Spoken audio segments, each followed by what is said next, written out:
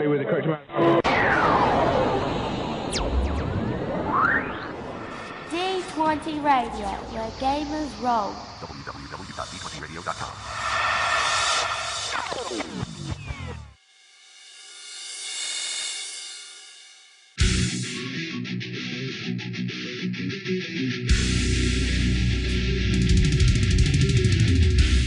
Welcome to Me and Steve Talk RPGs, a podcast where me and my friend Steve try and help you get the most out of your role-playing game experience.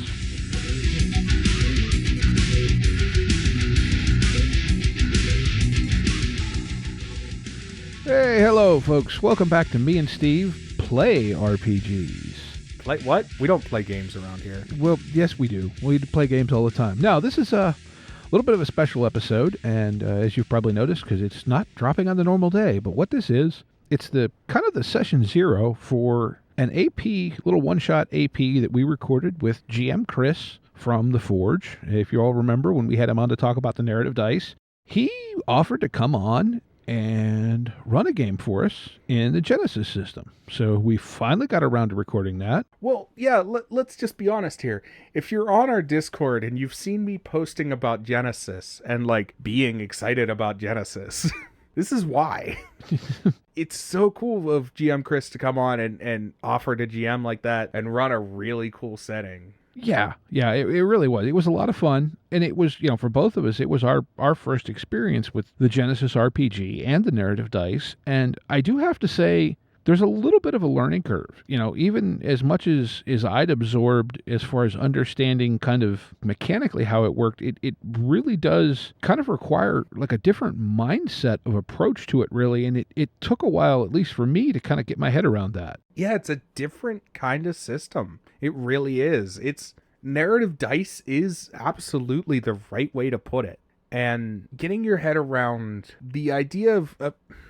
So in other systems, and I don't want to get into this too much, but in other systems, it's very much you do the thing that's listed. You don't ask for, what can I do? Yeah. And Genesys is very much like, well, what do you think you would do? Yeah, it like you think about it kind of backwards. It's almost like you figure out what you want to do, and then you figure out what or even if you need to roll. Well, yeah, it's almost like, and this is the thing that popped into my head, and I don't know if it's true or not, but it's almost like doing something and then asking for forgiveness later. In a way, I can see that. But I don't want to give away any spoilers for what happens in this campaign. But let's just say this first bit that you're hearing right now, this is just a little intro from us talking about playing the game. You're going to hear GM Chris talk about how the game's played and giving us basically a session zero, which for a one-shot, Yeah, well, he goes through and he explains it. This is a system he's run a lot.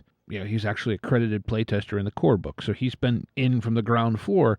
But this is, so to speak, the way he would introduce this game to a brand new bunch of people at a convention. So we figured we'd put this out here, but kind of put it as a little bit of a separate thing. If you're someone who's already played Genesys, you could skip it if you want. But we thought it was worth putting out there for people to hear if you're like us and haven't played this before. Yeah, and, if you haven't played Genesys, let me put a few things into context. It's not a crunchy system, even though it can sound crunchy. And if you look for heavily crunchy games, it's not going to do that for you. But it is a very, very smooth system. So if you haven't played Genesys and you're not the biggest fan of crunchy games, maybe look into getting a Genesys game in. And if you're listening to this, maybe come join our Discord, because there's a lot of games getting converted to Genesys. I used the equation, so if you're a car guy, there's a joke sort of going around that you could LS swap anything. Well, it's sort of the same in the RPG systems. You can almost Genesys swap anything. Well, but that's kind of, I think, the core tenet of the design. The name Genesys actually is a contraction of generic system. That's how they got the name. But they've published, Edge Studios, formerly FFG, has published, I think, 3 setting books. Because you've got Terranoth, Beanstalk, and the Keyforge book. Right. So they've published those, but this whole system is designed to kind of like be able to take it apart and put it back together to do whatever you want it to do. One of my favorite things about Genesys is that the system's run by the fans, meaning that the content for the system is put out there on the Forge, and fans of the system are what's making settings and stories and one shots and all kinds of fun stuff coming out for Genesys, is because the fans are doing it. Oh, yeah, the Foundry. Yeah. No, that is a really cool thing, too. Now, yeah, if you want to count Foundry settings, there's a bunch out there. Oh, yeah. No, I'm not counting settings. I'm just saying that in general, I think it's really awesome that there's not a lot of systems out there, even in generic systems, that are run like this, or that are this supported by the fan base and the community. Yeah, in this way, I think is a good way to say it. I think, yeah, it's not got the biggest fan base, but I think its fan base is extremely loyal from what I've seen. Oh, very loyal. And GM Chris alone makes up for 40%. Oh, Chris, and that's the other thing, folks. If you've not ever had a chance to listen to Chris, he's a wonderful person, full of energy, full of enthusiasm. Yeah, I mean, he's a blast to play with. He really is. He makes me excited to play RPGs, which is, I mean, I'm already excited to play RPGs, but anytime I talk to GM Chris, I'm like, yeah. Yeah, he really is. He's great. We got joined by a couple of people off our Discord for this, so you'll hear myself and Steve, along with Jesse and Eric, who are, like I said, who are members of our Discord that we roped into doing this with us. Now, they both had played Star Wars a little bit, and I think Eric said he'd played a session or two of Genesys, but we were all still pretty fresh to Genesys itself, although the same dice are used for the Fantasy Flight Star Wars. Yeah, and with that, I think we're going to go ahead and let GM Chris take it away. So let's talk about this system. The first thing I want to talk about are the dice. Now, we're using a virtual tabletop, so you're not really rolling the dice, but what you have are a set of custom dice. That's usually one of the biggest sticking points for people playing this system. They either tend to be intrigued by it or they tend to be grumbly about it. But the custom dice are somewhat essential because they represent kind of the uniqueness of this system.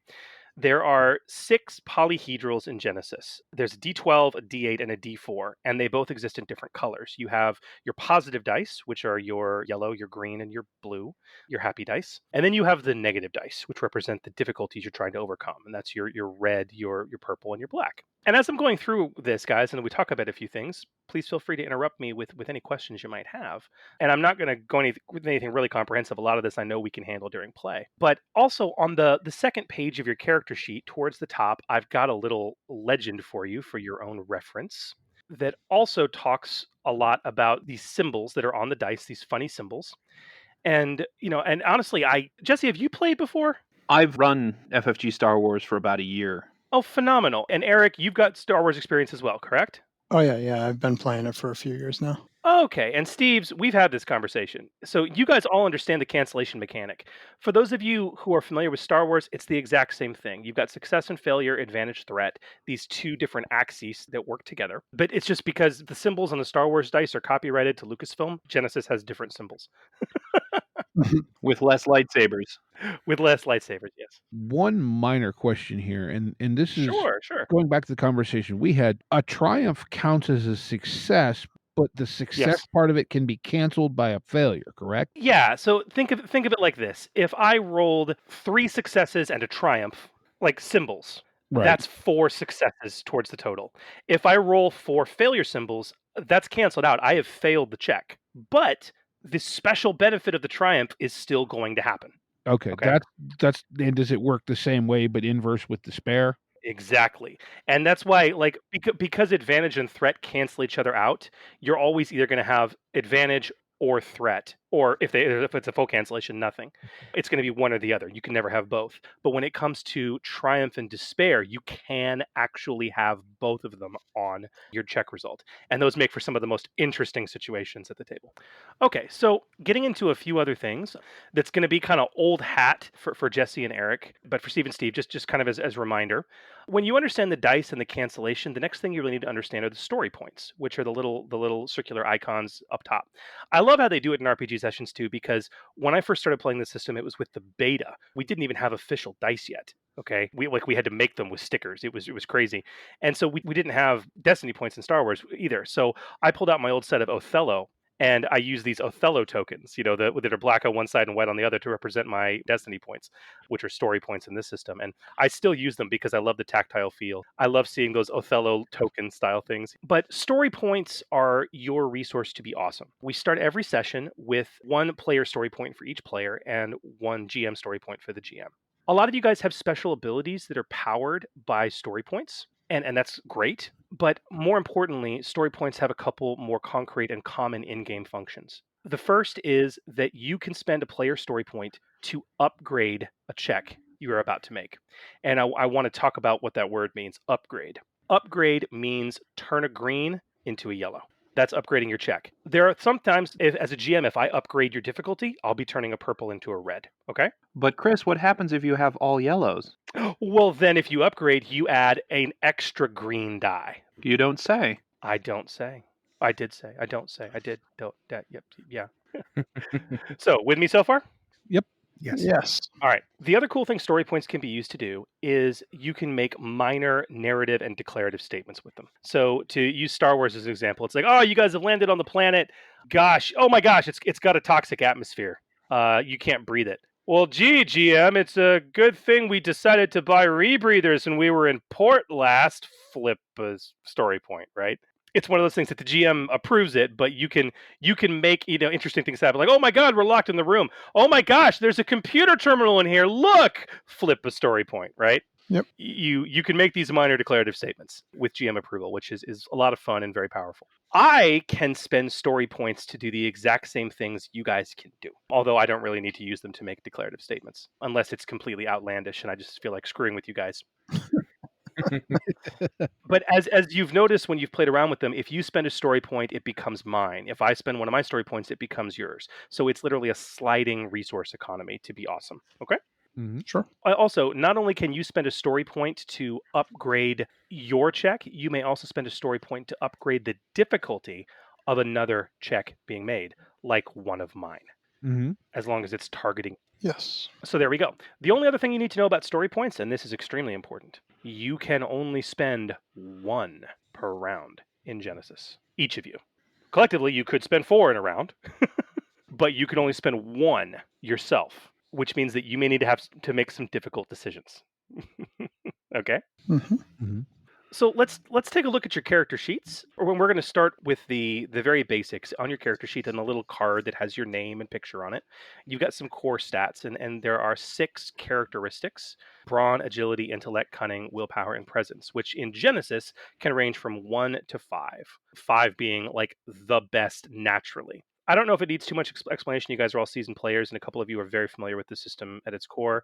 Any questions or confusion around what those 6 characteristic scores stand for? No, sir. Okay.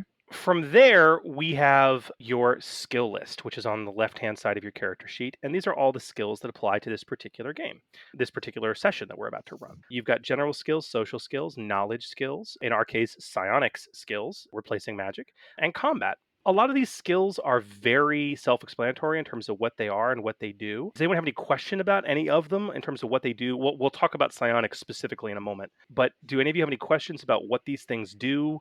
And even if we'll handle it in play also if you're not worried. Parapsychology. Yeah. Tell me something about it. I will tell you exactly. Give me a moment. Parapsychology. In fact, I'm gonna read you what I've written for parapsychology. In settings with psionics, these mysterious powers are continually being researched and experimented with. The parapsychology skill represents the academic, scientific, historical, research, and experimental knowledge of psionic capabilities and limitations. The parapsychology skill is about knowing things about psychic and psionic ability, but not actually practicing it. Oh, so it's the like difference between knowledge arcana and then actually like throwing a spell. You got it. And that's a really good way to think about it. For you, so a term you guys might be familiar with. It's basically knowledge arcana, but for psychic stuff. Fair enough. So if we encountered like a brain mole, that would be the skill I'd roll to identify it. Precisely. Okay, so any other questions about skills? We're good there.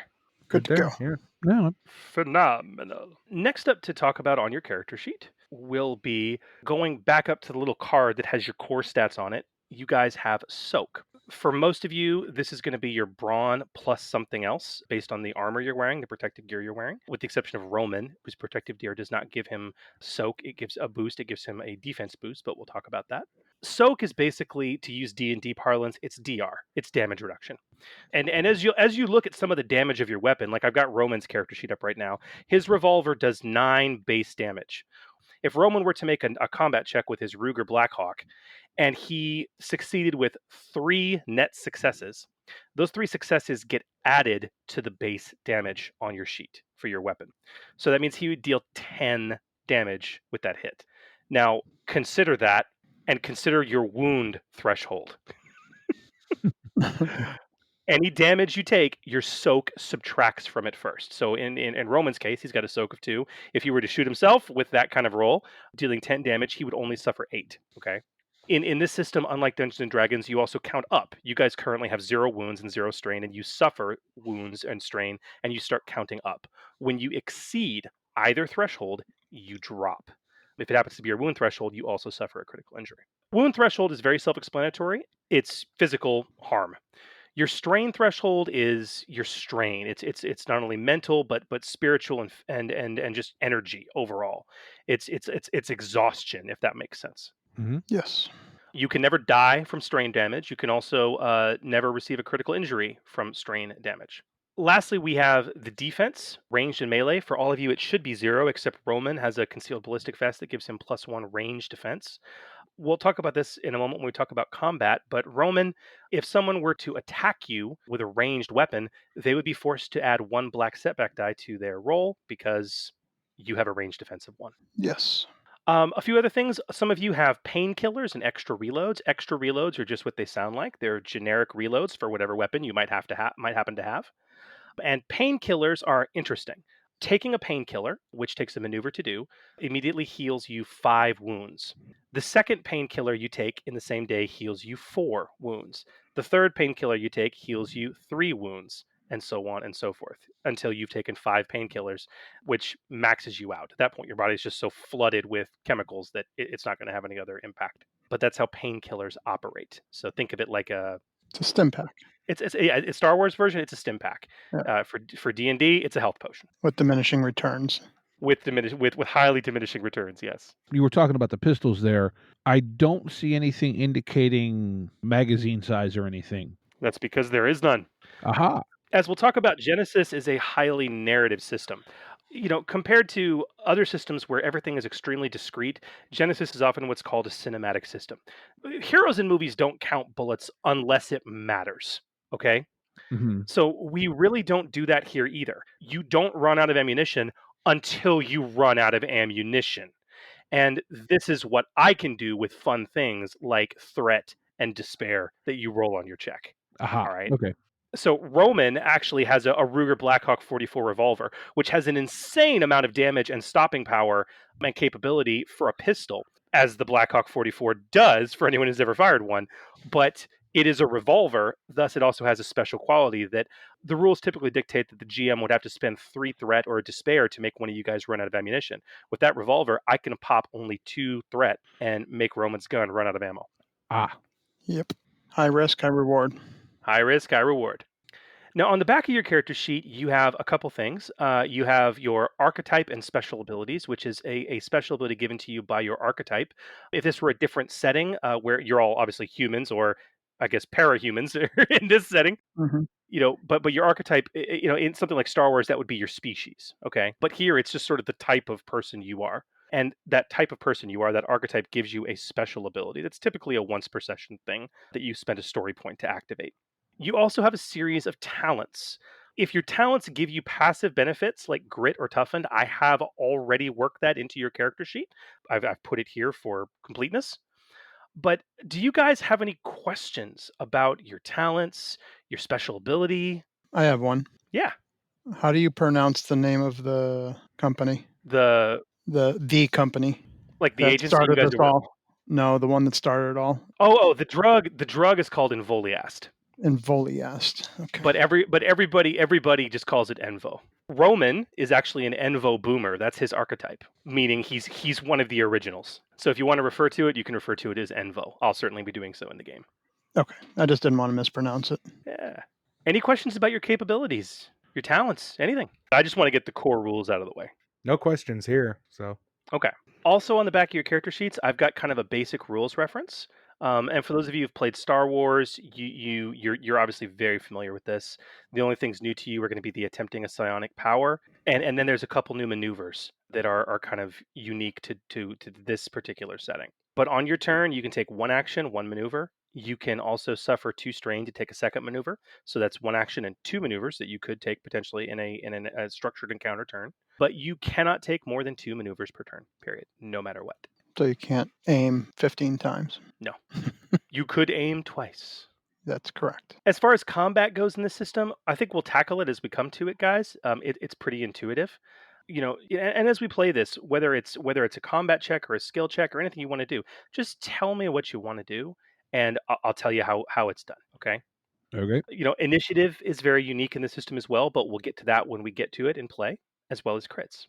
The last thing I really wanted to discuss with you is psionics. Okay, now I was kind of talking about this briefly before, but these psionics rules that we're going to use in this game tonight are not published. These are mine. They will be published on the Foundry by me. This is some pretty deep beta testing, in essence, we're doing right now, guys. But I mean, I'll be honest; these rules are baked. I did a few months of alpha testing last year, and I've had several other beta sessions with these rules as well. And I'm very confident they are public. They are publishable ready. Okay. But they're a reskin of Magic when you get down to it. So how this works here is how Magic would also work, published rules in Genesis. So it's pretty much the same rules.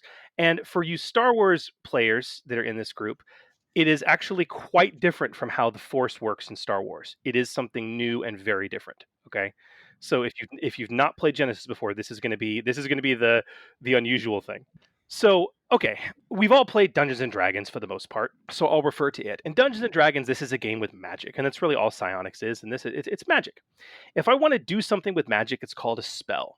And you've got how many spells are in the player handbook? Many. Like What? more than Yeah. 8. Yeah, like more than 8. I mean, I think there's like 200, something like that. And it's always been that way. Every spell is ridiculously discrete. All right, it has very specific circumstances and very specific effects. This system takes the opposite approach. It makes everything broad and allows you to customize it. So there are 6 psionic powers, 6 spells, for lack of a better term. That's it. That's all there are. They each have basic effects. But as you start to get more custom with it and started to want it to do more and add more to it, it just means that the difficulty to pull it off gets harder and harder and harder and harder. There's no spell slots in this system. You guys can fire off your spells, your psionic powers, as often as you wish. Every single round. Doesn't matter. However, unlike spells, these have a chance of failure because it's an actual skill check to pull it off. And whether you succeed or whether you fail, the attempt will cost you 2 strain. A few years ago, we had Harry Potter as our theme for Gamer Nation Con, and I ran a session of it, and we had heavy magic use, obviously, and players are not often prepared for this when you give them the access to this, and we had players dropping. Like I had 4 out of 6 players that dropped themselves in the first encounter. Ouch. Is that where Ross from Dice for Brains got it? Was from you? No, actually, Ross came up with his own thing. Oh, okay. Yeah, and they did a great job. They really did. I enjoyed that one. Yeah, my Harry Potter setting is actually free for download at d20radio.com in the Backer Zone section. Yay. You all can take a look at it if you're interested. So not only is psionic or magic very different, it's also very dangerous. Bad things happen to you in a combat roll if you roll threat or despair. When it comes to magic or psionics in this case, those bad effects are doubled. Okay? In combat, if you roll a threat, I might say, oh man, you exerted yourself, suffer a strain. If you roll a threat on a psionics check, it's, okay, you suffered 2 strain. Or you suffered a wound. Okay? That's how much worse it can get. All right? So it's very tempting to be, psionic, but you got to realize it costs you strain. And you guys are very effective secret agents, even if you don't have these powers. You got a lot of cool abilities and skill checks, so don't leave those by the wayside, okay? Hmm. Mhm. Additionally, continuing our magic slash psionics discussion, I wanted to talk to you a bit about narrative versus structured here, which is another big difference between Dungeons and Dragons and this system. The reference sheet I gave you is how you use these powers in a structured encounter. If we get into an actual combat or a social encounter or something like that, a structured encounter where there's rounds and initiative being measured, that is how you use the powers. But these powers have much broader narrative uses outside of combat, and I thought we might talk about that. There are three psionic skills that characters in this have access to. There's kinetics, prescience, and telepathy. Kinetics is obviously moving things with your mind. It's telekinesis. Prescience is extrasensory perception, whether that be something like remote viewing or whether that be actual visions of the future.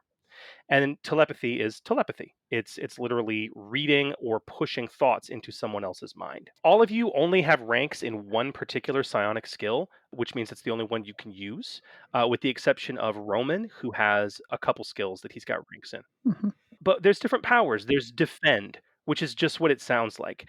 Narratively, outside of an encounter, defend powers, they're designed to reduce damage, whether it's to yourself or your allies. And that can be accessed with prescience or kinetics. Maybe with kinetics, you're literally moving something dangerous out of the way for protection. With prescience, you're seeing danger before it happens and reacting a split second sooner. Okay. We have foresight, which is literally the ability to gain flashes or visions of the future. So, Kat, and by the way, guys, would it be okay if because I'm still learning everyone's voices, is it okay if I refer to you as your character's name as we play? Absolutely. Yeah, absolutely. Sure thing. I have no problem with that. Wonderful. So, Kat, your character obviously has prescience as your skill. That's your whole thing. It's extrasensory perception. Yep, I'm a psychic. Precisely. You literally have the ability with foresight to get visions of the future.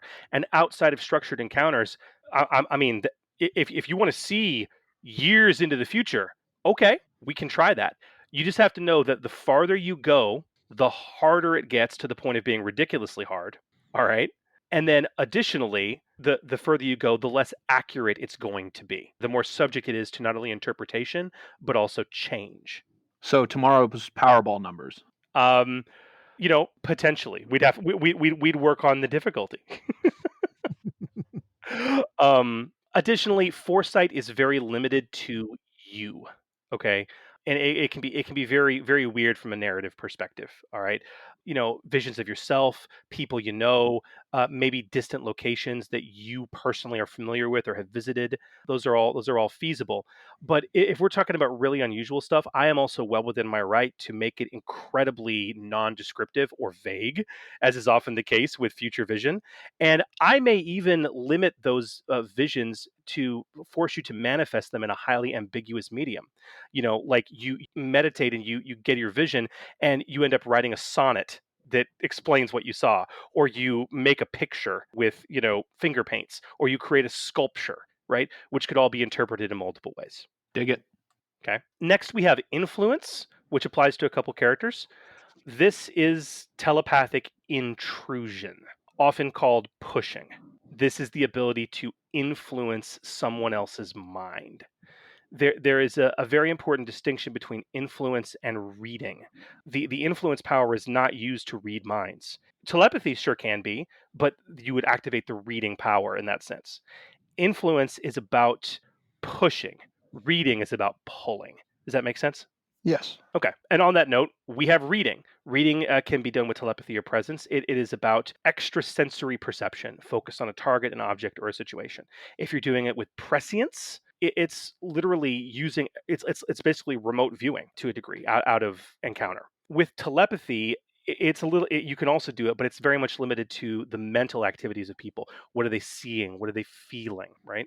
That leads us to manipulate, which is kinetics, which is literally the ability to move something with your mind. Can you attack someone with manipulate? No, that would be the strike power, which is our last power, and kinetics can be used that. But if you want to move something that's not going to result in damage, that is the pure domain of manipulate. And as you continue to add to your manipulate power, you can move some really big stuff and do some really interesting things, or people for that matter. Hmm. And then lastly, we have strike, which is the attack power, which can be done with kinetics or telepathy. Now, all of these powers in narrative encounters, I just want you to understand their narrative use, but when it comes to the structured use of these in encounters, in the little sheet I gave you, they all have a core effect that is on the left hand side of the sheet for each power with the difficulty and the core effect. But you get to add things to it if you wish, which is kind of this little menu that's on the just to the right of the core power. And everything you add just increases the difficulty by the listed amount, but gives you that extra benefit. All right. To carry the example through magic, like in core rules, there's an attack spell. And you go, oh, I attack. All right. And it's like an easy difficulty. But you have to attack somebody who is precisely at short range, not engage with you, but precisely at short range and no farther. And it does middling damage. If I were to add the fire quality to it and the blast quality to it, well, the difficulty is now up to 3 purple total, but I've got myself a genuine fireball at that point. You know what I mean? Yep. And that's kind of how it's designed to work. And so those little character cards kind of have pre-designed recipes that your pre-made characters would like to typically use. Sounds good. Okay, so I've been talking about all this, trying to get through it. Questions about psionics/magic in this system? Hopefully, all the stuff I've given you is pretty self-explanatory. Yeah, easy to understand. Everything looks straightforward. Yeah. Makes sense with what I see written. That is my education for the system, guys, as best as I can do it. Any other questions about the game? And we'll get to stuff in play. It's okay. But any other questions you might have about your capabilities, your characters, from a mechanical standpoint, the rules of the game, psionics, anything of that nature?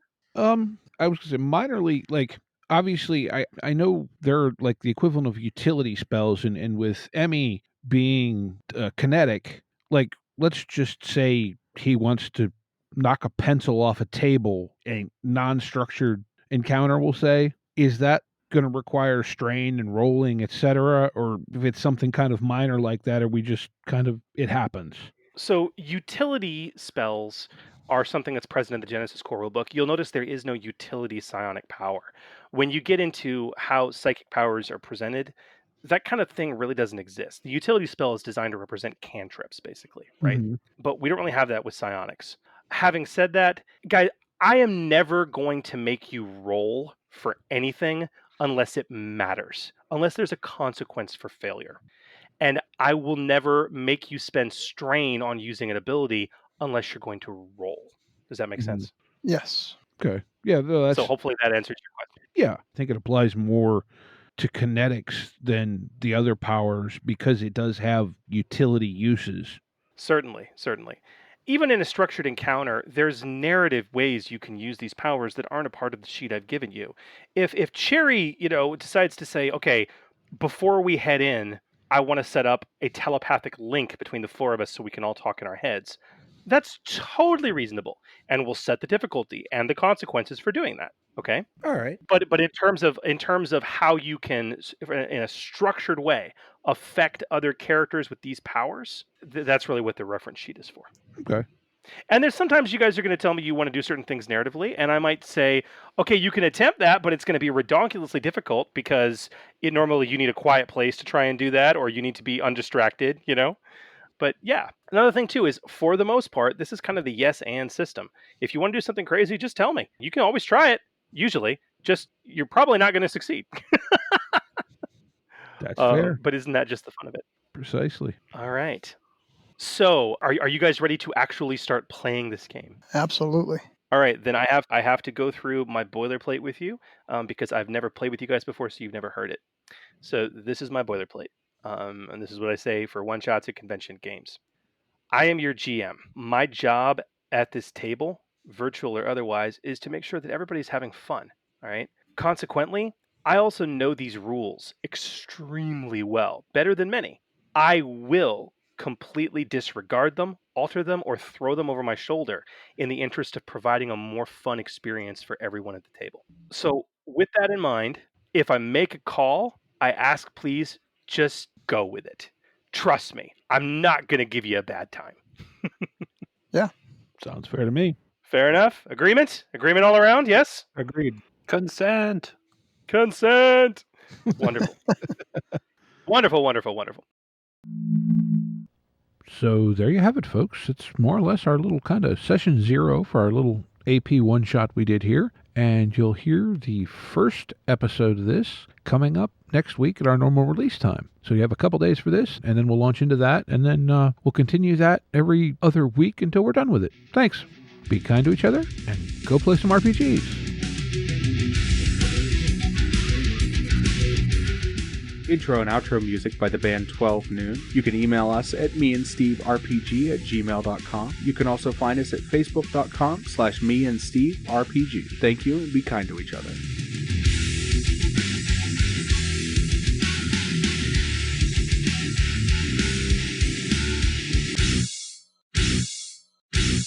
How much for the cigar? Cigar, $20, dog. You gotta go down the street to the store and buy that.